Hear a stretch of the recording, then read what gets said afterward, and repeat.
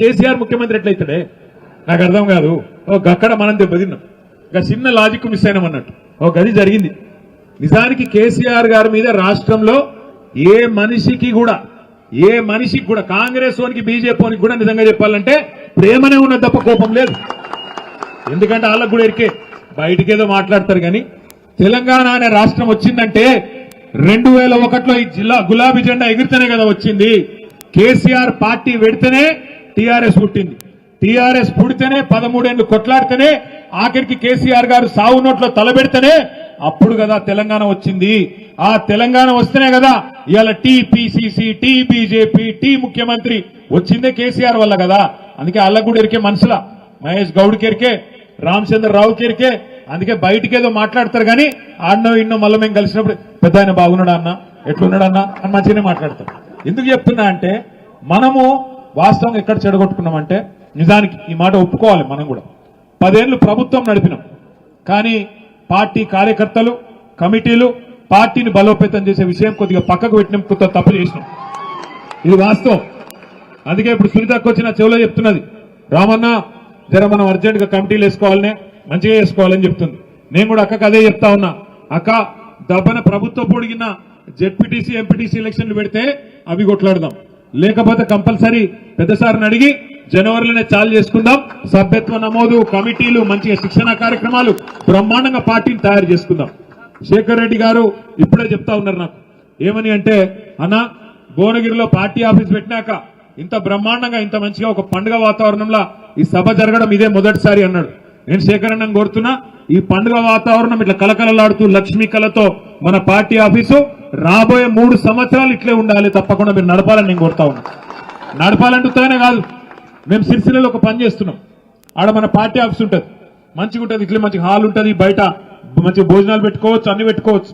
మన కార్యకర్తలకు పేదవాళ్ళు చాలా మంది ఉంటారు, వాళ్ళకి ఆడనో పోయి ఫంక్షన్ హాల్ తీసుకొని లగ్గాలు చేయాలి, శుభకార్యాలు చేయాలంటే చాలా పైసలు ఖర్చు అవుతాయి. అందుకే ఏం చేస్తున్నాం, అక్కడ ఇప్పటికీ 50 శుభకార్యాలు మన పార్టీ కార్యాలయంలోనే పైసలు తీసుకోకుండా బ్రహ్మాండంగా చేస్తా ఉన్నాం. అట్లాగే ఇక్కడ కూడా భువనగిరిలో, ఆలేరులో ఎవరికి కావాలన్నా మన పార్టీ కార్యాలయం పేదవాళ్ళు అయితే చాలు వాళ్ళకి ఇవ్వండి. బ్రహ్మాండంగా కార్యక్రమాలు ఉన్నప్పుడు కార్యక్రమాలు ఉంటాయి, లేనప్పుడు మంచిగా మన పార్టీ కార్యాలయం కలకల్లాడుతూ ఉండే విధంగా మన కార్యకర్తల కడుపులు నింపే విధంగా సంతోషంతో మీరు ఆ కార్యక్రమం చేయాలని చెప్పి కూడా శేఖర్ రెడ్డి గారు నేను విజ్ఞప్తి చేస్తా ఉన్నా. ఇంకొక మాట కూడా నేను మిమ్మల్ని కోరుతా ఉన్నా.